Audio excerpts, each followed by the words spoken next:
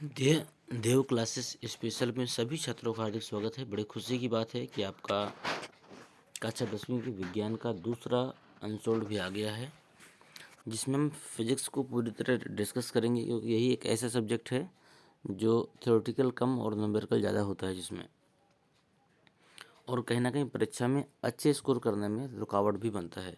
तो ये दूसरे सेट में हम देखेंगे, बहुत ही महत्वपूर्ण चीज़ें हैं। सेट का नाम है NK 2020 में जाकर देखेंगे, दूसरा सेट है ये आपका। इसको आज हम डिस्कस करते हैं। देखिए, प्रश्न नंबर पहले के काम में बोलता है, एक अवतल लेंस द्वारा किसी वस्तु का बना प्रतिबिंब कैसा होता है। देखिए, सिर्फ अगर विकल्प को ऑप्शन देना हो तो बड़ा आसान सा है, हम टिक कर दें और आप देख लें और उसको रट लें। लेकिन जब डेफिनेट किया जाता है, उसको पूरी तरीके से हम लोग संक्षिप्त को विस्तृत रूप में बताते हैं, तो आपको चीज़ें क्लियर हो जाती हैं और पूरे जीवन में वो कभी नहीं भूलती हैं। जैसे पहले में कहता है आभासी उल्टा व छोटा, दूसरा में आभासी सीधा या बड़ा, तीसरा में आभासी सीधा व छोटा, और चौथे में आभासी उल्टा व बड़ा। तो हम इनको देखेंगे भी, तो ये आपका पहले का आंसर हो जाएगा सीधा सीधा आभासी सीधा व छोटा, ये इसका यही हो जाएगा,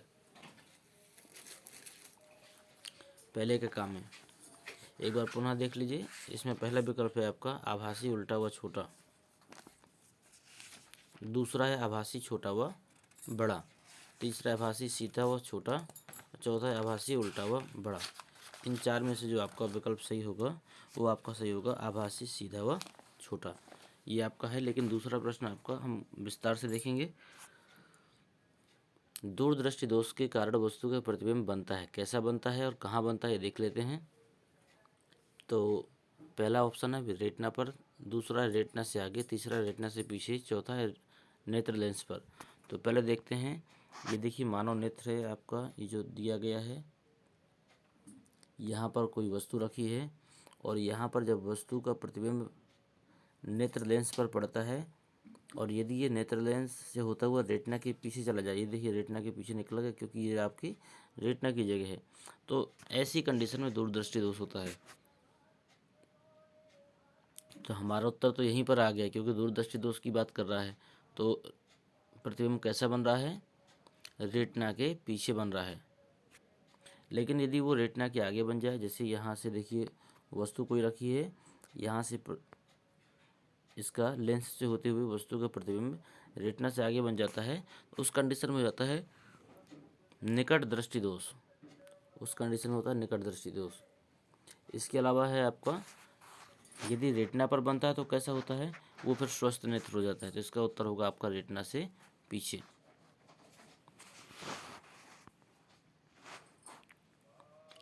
अगला प्रश्न है,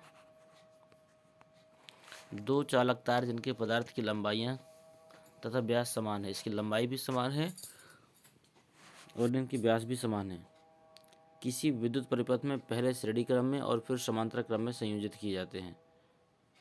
श्रेणी क्रम तथा समांतर क्रम में संयोजन में उत्पन्न ऊष्मा का अनुपात क्या होगा, ऊष्मा का अनुपात इसमें बताना है। तो देखिए, हमने पहला चित्र जो बनाया है वो श्रेणी क्रम का बनाया है, क्योंकि दो प्रतिरोध है जिनको हमने श्रेणी क्रम में व्यवस्थित किया है। और श्रेणी क्रम क्या होता है, यदि किसी प्रतिरोध का किसी प्रतिरोध का दूसरा सिरा और दूसरे प्रतिरोध के पहले सिरे से जुड़ा हो, तो ऐसा क्रम श्रेणी क्रम कहलाता है। लेकिन जब दोनों प्रतिरोधों के पहले सिरे एक बिंदु से तथा दूसरे सिरे दूसरे बिंदु से जुड़े हों, तो अक्रम संयोजन क्रम कहलाता है, जैसा कि ये है। तो श्रेणी क्रम में हम देखते हैं क्या होता है, श्रेणी क्रम में जो तुल्य प्रतिरोध होता है वो दोनों जुड़ जाते हैं। तो R और R कितने हो गए, ये आपके 2R आ गया। तो हमने इसको R डैश मान लिया क्योंकि ये पहला है। यहाँ से हम लोग H1 निकालेंगे, H मतलब हीट या ऊष्मा, तो ये हो जाएगा V² बटे R इंटू टी। तो R की जगह हम लोग ने R1 रख दिया। इसी प्रकार देखिए यहाँ पर लगाया, ये आपका समांतर क्रम का सूत्र है, 1/R1 बराबर R डबल डैश कर दिए क्योंकि दूसरा निकाल रहे हैं, बट बराबर 1/R प्लस 1/R। तो यहाँ पर जो आंसर निकला आपका 2/R निकला। इसकी भी देखिए हमने ऊष्मा निकाल ली, ये हो जाएगी वी स्क्वायर बटे वी स्क्वायर इंटू टी बटे आर डबल डैश। प्रश्न में पूछा गया था ऊष्माओं का अनुपात। तो देखिए H1 अनुपात है H2,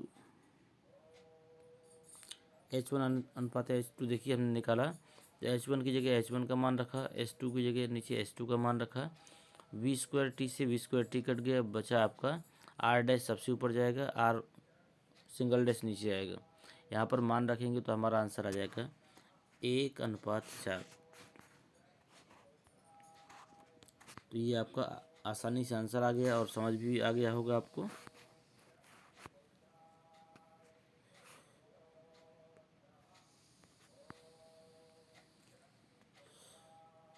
ये देखिए इसमें दूसरा वाला ऑप्शन है, यही इसका आंसर होगा।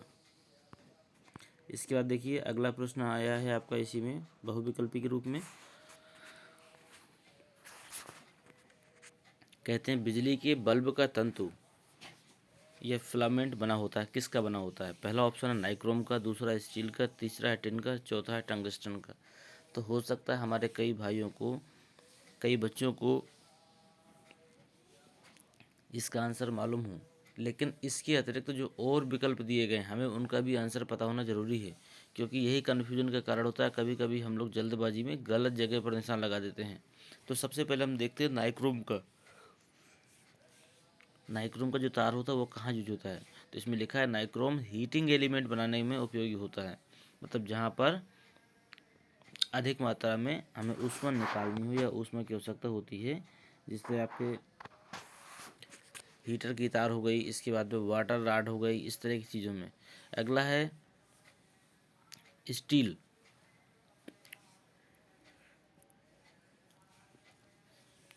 यहाँ पर है स्टील का उपयोग औजार, जलयान, वाहन और मशीनों के निर्माण में होता है। अगला है टिन। तो टिन के तार का उपयोग फ्यूज तारों में किया जाता है। इसकी पन्नी का उपयोग चॉकलेट सिगरेट को लपेटने वाली पन्नी में किया जाता है। और अगला है टंगस्टन। तो टंगस्टन का उपयोग बल्ब के तंतु, शल्य चिकित्सा के यंत्र इत्यादि में होता है। तो हमारा प्रश्न भी यही था कि बिजली के बल्ब का तंतु, तो ऑप्शन नंबर इसमें 4 बिल्कुल सही होगा। ठीक है, चलते हैं अगले प्रश्न में। प्रश्न बड़ा सा है, इसमें हम लोग पहले पढ़ लेते हैं क्योंकि हल करते समय उसको हम ऊपर कर देंगे। इसमें दिया गया सम्मुख चित्र में दर्शाया गया एक प्रकाश की किरण माध्यम ए से माध्यम बी में प्रवेश करती है। जब ए से बी में प्रवेश करती है तो चित्र को देखकर बताइए कौन सा माध्यम अधिक सघन होगा और कौन सा माध्यम अधिक विरल होगा। देखिए तो हम देख के ही बता सकते हैं, लेकिन इसको कहीं ना कहीं हमें हल भी करना पड़ेगा।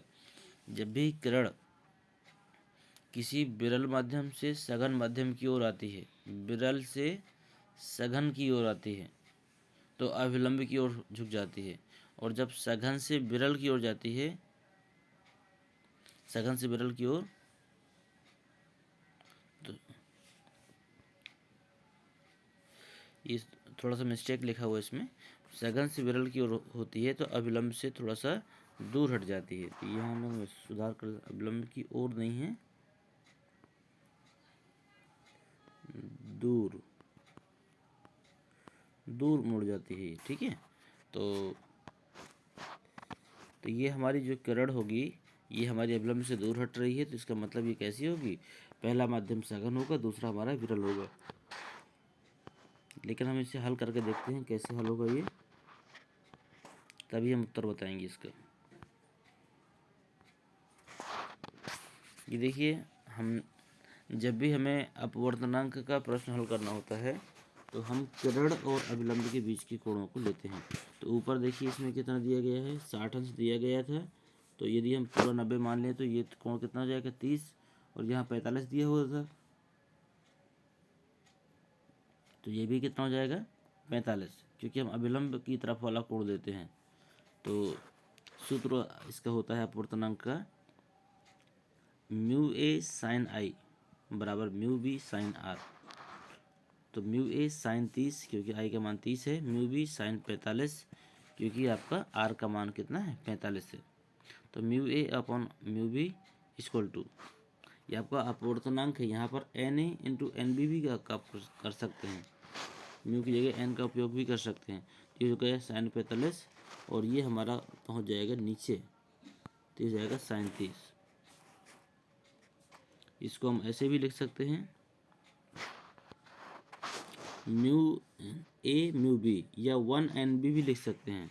कोई कोई पहला अपवर्तन, पहला माध्यम और दूसरा माध्यम मानता है, तो 1NB भी लिख सकते हैं, 1μ2 भी लिख सकते हैं, आपकी मर्जी है जो लिखना चाहें। तो देखिए यहाँ पर 1/2 मान आया आपका sin 45 का, ये हमने रख दिया। sin म्यू बी का मान है आपका sin 30 का मान 1/2 है, और म्यू ए का मान है आपका sin 45 का मान होता है 1/√2 रख दिया। इन सबको अगर हम लोग हल करेंगे तो आएगा हमारा √2/2। इसका परमीकरण करेंगे तो आ जाएगा 1/√2। तो आप देख पा रहे होंगे कि एक बड़ा है या √2, तो जाहिर सी बात है कि एक बड़ा है। जब एक बड़ा होगा तो आपका पहला माध्यम अधिक सघन होगा, दूसरा माध्यम आपका विरल होगा। तो इसलिए हमारा उत्तर निकलता है इस प्रकार, पहला माध्यम हमारा अधिक सघन होगा।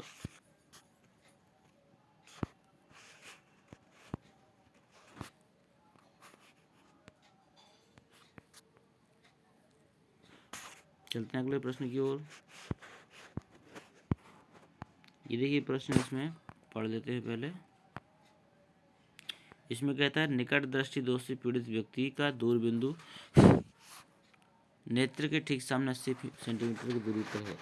इस दोष से संशोधित करने के लिए आवश्यक लेंस की प्रकृति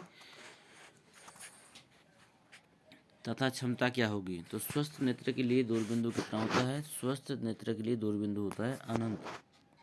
ठीक है, इसलिए हमने u का मान कितना ले लिया? अनंत ले लिया। और v का मान कितना दिया गया है? 80 सेंटीमीटर। लेकिन निकट दृष्टि दोष है, इसलिए इसमें हम -80 लेंगे। और आपको पता होगा दर्पण के सूत्र के लिए माइनस का प्रयोग करते हैं मध्य में, और दर्पण के लिए प्लस का यूज करते हैं, और जब लेंस की बात आती है तो वहाँ पर हम माइनस का यूज करते हैं। तो ये सूत्र हो जाएगा 1/f = 1/v - 1/u। हम इसमें मान रख देंगे 1/f = 1 -80 -1 ∞। तो 1/, अनंत का मतलब 0 हो जाता है, ये कट जाएगा। इस प्रकार f का मान कितना जाएगा हमारा? -80 सेंटीमीटर। यदि हम इसको मीटर में भी निकालते हैं तो ये आपका निकल आएगा 0.80 ऋणात्मक। ये आपको मीटर में आ जाएगा, क्योंकि 10⁻2 का गुणा करेंगे। लेंस की क्षमता निकालनी है, तो लेंस की क्षमता P बराबर हो जाती है 1/f। तो मान रख देंगे तो हमारा निकल आया -1.25 डायोप्टर। जब क्षमता ऋणात्मक होती है तो वहाँ पर निकट दृष्टि दोष के लिए अवतल लेंस का प्रयोग किया जाता है, ये कंडीशन हो जाती है। अगला प्रश्न है आपका,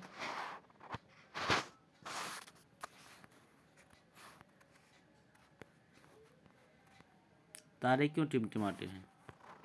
तो इसका आंसर है आपका, हमारे नेत्रों को तारे के प्रकाश के वायुमंडलीय अपवर्तन के कारण, सीधा सीधा उत्तर है आपका, वायुमंडलीय अपवर्तन के कारण तारे टिमटिमाते हैं। अगर और भी विस्तार से जानना है तो इसमें लिखा हुआ है, तारे का प्रकाश पृथ्वी के वायुमंडल में प्रवेश करने के पहले पृथ्वी के पृष्ठ पर पहुंचने तक लगातार अपवर्तित होता रहता है। जितने भी माध्यम उसको रास्ते मिलते हैं सभी में अपवर्तित होता है। तारे बहुत दूर हैं, इसलिए वो प्रकाश के बिंदु स्रोत के निकट हैं, इसलिए वो हमें टिमटिमाते हुए प्रतीत होते हैं। तो उत्तर सिर्फ आपका इतना है, वायुमंडलीय अपवर्तन के कारण तारे टिमटिमाने से लगते हैं या फिर टिमटिमाते हुए प्रतीत होते हैं। ये आपका आंसर है। देखिए इतने सवाल आते हैं फिजिक्स में कि अगर छात्र ने कायदे से अध्ययन नहीं किया है तो फिर वो उसके लिए बहुत बड़ी मुसीबत हो जाती है कि उसकी तैयारी अधूरी रह जाती है।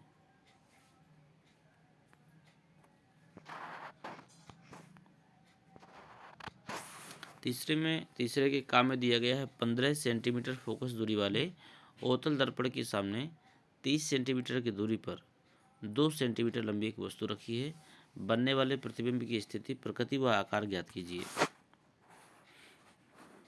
15 सेंटीमीटर फोकस दूरी, तो फोकस दूरी को हम लोग एफ से लिखते हैं, तो ये आपका एफ आ गया। इसके बाद कहता है 30 सेंटीमीटर दूरी पर एक वस्तु रखी है, तो वस्तु रखी होगी तो ये हमारा क्या हो जाएगा? यू हो जाएगा। वस्तु की ऊंचाई दी गई है 2 सेंटीमीटर की, अब कहता है प्रतिबिंब की ऊंचाई बताओ और वस्तु के प्रतिबिंब की स्थिति बताओ। ये आपकी दो चीज़ें याद करनी है, एक तो प्रतिबिंब का आकार और दूसरा वस्तु की स्थिति प्रतिबिंब की। तो सूत्र वही है, आपका दर्पण है, इसमें दर्पण है तो इसलिए हम प्लस वाला सूत्र लगाएंगे, 1/f बराबर 1/v प्लस 1/u। तो 1/f का मान दिया गया 1/, ये -15 लिखेंगे, बराबर 1/v माइनस 1/30। 30 को हम लोग पक्षांतर कर देंगे तो ऋणात्मक था, आगे जाएगा धनात्मक हो जाएगा। यहाँ पर लासा लेंगे तो हमारा देखिए 1/v का मान कितना आ गया, -1/30। इस प्रकार हम कह सकते हैं v का मान कितना आ गया, -30। और जब भी प्रतिबिंब ऋणात्मक बने तो समझ लीजिएगा कि ये कैसा होगा, वास्तविक होगा और वस्तु की ओर बनेगा। ये दो कंडीशन इसमें लग जाती हैं कि वस्तु की ओर बनेगा और प्रतिबिंब कैसा हो जाता है, ये वास्तविक हो जाता है। अब हमें आवर्धन क्षमता निकाल लेनी है। आवर्धन क्षमता क्या होती है, v/u। तो v का मान कितना है, v का मान 30 है। u का मान कितना है, u का मान भी 30 है। दोनों से दोनों कट जाएगा। इसके बराबर हम और भी लिखते हैं, वस्तु की लंबाई, प्रतिबिंब की लंबाई बटे वस्तु की लंबाई लिखते हैं। तो प्रतिबिंब की लंबाई हमें पता नहीं है, वस्तु की लंबाई हमारी 2 दी गई है, क्रॉस मल्टीप्लाई करेंगे तो हमारा 2 ही आंसर आ जाएगा। इस प्रकार हम कह सकते हैं समान आकार का और समान दूरी पर प्रतिबिंब दिखाई देगा। उम्मीद करते हैं सभी बच्चों को समझ में आया होगा। आप लोग वीडियो को पुश करके लगातार इस प्रश्न को नोट भी कर सकते हैं, क्योंकि ये सारे प्रश्न आपकी परीक्षाओं की दृष्टि से महत्वपूर्ण हैं। और 10 सालों के हम आपको सेट प्रोवाइड करेंगे और हम गारंटी लेते हैं कि आपको 90% से ऊपर साइंस में अंक अर्जित करने में इन अनसोल्डों से मदद मिलेगी। तो सभी छात्र सभी अनसोल्डों को जरूर हल करें और हमारे द्वारा दिए गए सभी प्रश्नों को कॉपी में भी लिखें, ताकि आगे आपको समस्याएं ना हों।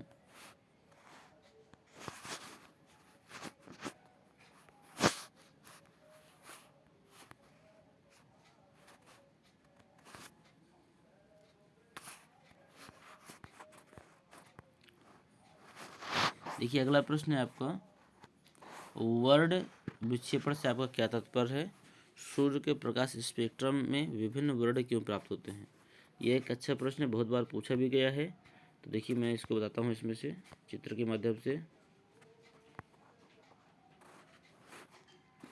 इसमें लिखा है कि जब सूर्य का प्रकाश प्रिज्म से होकर गुजरता है तो वह अपवर्तन के पश्चात प्रिज्म के आधार की ओर झुकने के साथ विभिन्न रंगों में बढ़ जाता है। मतलब जब प्रिज्म से गुजारा जाता है तो अलग अलग रंगों में बढ़ जाता है। यही जो वर्ण क्रम होता है यही आपका स्पेक्ट्रम कहलाता है। और यह घटना क्या कहलाती है, ये घटना आपकी वर्ण विक्षेपण कहलाती है। या फिर कह सकते हैं कि प्रकाश किरण का प्रिज्म से टकराने के बाद अपने अवयवी रंगों में टूटने की क्रिया वर्ण विक्षेपण कहलाती है। और इस प्रकार जो रंगों का क्रम होता है वो आपका क्या कहलाता है, स्पेक्ट्रम कहलाता है। इसमें एक प्रश्न और भी पूछा गया था, कारण क्या है। तो रंगों में जो ये अंतर होता है विभिन्न तरंगदैर्ध्य के कारण होता है। यदि क्रम, ये प्रकाश जो किरणें होती हैं यदि तरंगदैर्ध्य या आवृत्ति के घटते या बढ़ते क्रम में होती हैं तो स्पेक्ट्रम के रूप में पाई जाती हैं। सूर्य अंतरिक्ष में प्राप्त दूधीय प्रकाश को ही परावर्तित कर धरती को अनुग्रह कर देता है। तो आपका यहाँ पर जो आंसर है वो यहाँ पर आंसर यहाँ तक बनता है। आप चाहें तो इसको नोट कर सकते हैं, क्योंकि बहुत ही महत्वपूर्ण प्रश्न है ये आपका। अगला प्रश्न देखते हैं। अगला आपका एक न्यूमेरिकल है। इसमें कहता है 60 वाट और 220 वोल्ट तथा 100 वाट 220 वोल्ट के दो विद्युत बल्ब श्रेणी क्रम में 220 वोल्ट के विद्युत मेन से संयोजित किए गए हैं। मतलब इन बल्बों को यहाँ पे लगाया गया है। दोनों विद्युत बल्बों में प्रवाहित होने वाली धाराओं की गणना करो। देखो P1 दिया गया है 60 और P2 कितना दिया गया है, 100 दिया गया है। और जो विभवांतर है या विभव है वो आपका 220 बोला गया है, 220 वोल्ट है दोनों कंडीशन पे। तो यहाँ पर हम लोग R1 निकाल लेते हैं। प्रतिरोध, पहले का प्रतिरोध क्या होगा, पहला का प्रतिरोध होगा, सूत्र होता है आपका V² बटे P। तो तो वी स्क्वायर का मान कितना है, वी का मान है आपका 220, तो 220 का होल स्क्वायर कर देंगे बटे पी का मान है हमारा 60। प्रथम बल्ब का जो है वो कितना है 60 है, भाग देंगे तो हमारा आएगा इसमें 807। इसी प्रकार हम लोग R2 निकालेंगे। R2 का सूत्र भी वही हुआ, वी स्क्वायर बटे P2। वी स्क्वायर का मान रखेंगे, पी की जगह 100 रखेंगे, हल कर देंगे 484 आ जाएगा। और अब इन बल्बों को यदि हम श्रेणी क्रम में संयोजित कर दें, श्रेणी क्रम में संयोजित करने पे आपको पता होगा जो तुल्य धारा हो, तुल्य प्रतिरोध होता है अलग अलग प्रतिरोधों के योग के बराबर होता है। तो देखिए दोनों प्रतिरोधों को हमने यहाँ पे संयोजित कर दिया है। इस प्रकार हमारा कितना निकला, 1291 ओम निकल आया। और हमें निकालना क्या है, इसमें धारा निकालनी है। धारा निकालने के लिए हम निकालेंगे I बराबर V बटे R। तो V का मान 220 है, R का मान हमारा 1291, भाग देंगे तो 0.17 एम्पियर आ जाएगी। यही हमारा आंसर है। यदि बच्चों को वीडियो पसंद आ रहा हो तो हमारी आपसे एक गुजारिश है कि आप अपना एक छोटा सा कमेंट ज़रूर भेजें। आप अपना नाम और आप अपने विद्यालय का नाम हमें ज़रूर बताएं, ताकि हमें भी पता चले कि कहाँ कहाँ के बच्चे हमारे वीडियो को देख पा रहे हैं और किन किन बच्चों को इसका लाभ मिल रहा है। अपना नाम और अपने विद्यालय का नाम, अपने एरिया का नाम ज़रूर लिख कर भेजें। और यदि वीडियो पसंद आता है तो आप उसको लाइक भी करें। अगला प्रश्न देखिए 3 का खा। इसमें कहा गया है कि किसी चालक के प्रतिरोध से आपका क्या तात्पर्य है, ये किन किन कारकों पर निर्भर करता है। ये आपका थ्योरेटिकल प्रश्न है, लेकिन हम इसको भी देखेंगे।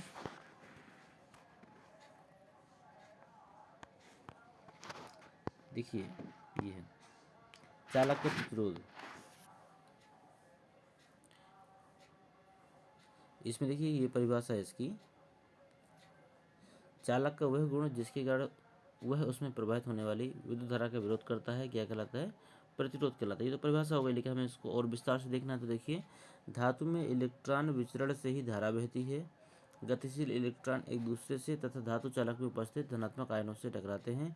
ये टक्करें इलेक्ट्रॉनों की चल को कम करने का प्रयास करती हैं और इस तरह विद्युत धारा के प्रवाह का विरोध करती हैं। ये आपका पूरी थ्योरेटिकल परिभाषा हो गई, लेकिन इसकी जो मेन परिभाषा है आपकी 2 लाइनों की है। इस प्रतिरोध को किससे व्यक्त करते हैं, R से व्यक्त करते हैं। इसका जो मात्रक होता है SI मात्रक, इसका ओम होता है। और जिस पर ये अभी एक प्रश्न और भी उसमें जुड़ा था कि ये किन कारकों पर निर्भर करता है, तो ये भी देख लीजिए। चालक के प्रतिरोध पर लंबाई का प्रभाव पड़ता है। कैसे, कि चालक का प्रतिरोध लंबाई के समानुपाती होता है। ठीक है।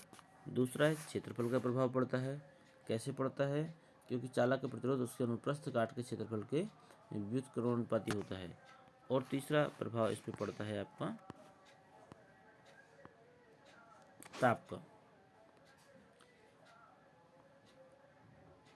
सभी शुद्ध धातुओं का प्रतिरोध ताप वृद्धि के साथ बढ़ता है। मिश्र धातुओं का प्रतिरोध ताप में वृद्धि के साथ बहुत कम होता है। तो ये आपका 3 है। होने के तो कई सारे हैं, लेकिन हम 3 को ही डिस्कस करेंगे क्योंकि हमें अगले प्रश्नों को भी देखना है। अगला प्रश्न देखिए, इसमें आया है आपका विद्युत चुम्बकीय प्रेरण से आप क्या समझते हैं, प्रयोगों द्वारा इसे कैसे प्रदर्शित करेंगे, और प्रेरित विद्युत धारा की दिशा को निर्धारित करने वाला नियम बताइए। ये आपका प्रश्न में 3 प्रश्न है, लेकिन हम इसमें 2 आंसर आपको देंगे क्योंकि प्रयोग आपको स्वयं सीखना पड़ेगा, जो भी आपको विषय अध्यापक ने बताया होगा।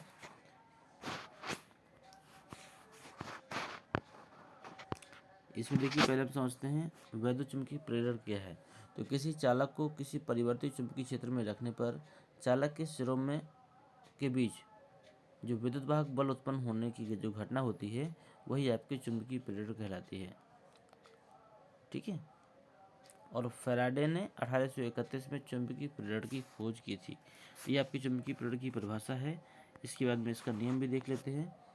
जब हम बाएं हाथ की तर्जनी, मध्यमा व अंगूठे को इस प्रकार फैलाते हैं कि ये तीनों एक दूसरे के परस्पर लंबवत हों, तब यदि तर्जनी चुंबकीय क्षेत्र की दिशा मध्यमा चालक में प्रवाहित विद्युत धारा की दिशा को प्रदर्शित करे तो अंगूठा चालक पर आरोपित बल की दिशा को प्रदर्शित करेगा।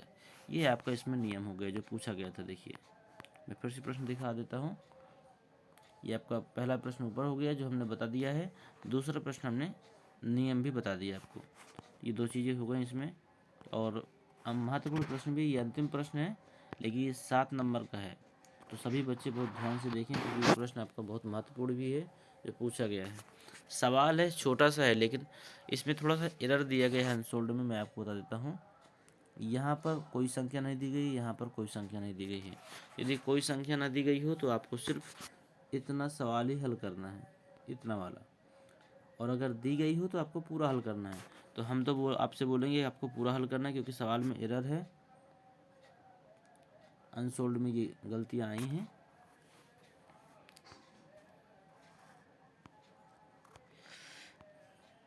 देखिए इसमें प्रश्न बोलता है R1, R2 तथा R3 तीन प्रतिरोधों को पाठ्यक्रम में जोड़ा गया है। संयोजन के तुल्य प्रतिरोध का व्यंजक ज्ञात कीजिए। निम्नलिखित चित्र में बिंदु A व C के बीच का तुल्य प्रतिरोध निकालिए। उसने बोल भी दिया है कि A और C के बीच का प्रतिरोध निकालना है, लेकिन फिर भी उन्होंने यहाँ पर ये संख्याएं नहीं दी हैं अनसोल्ड में।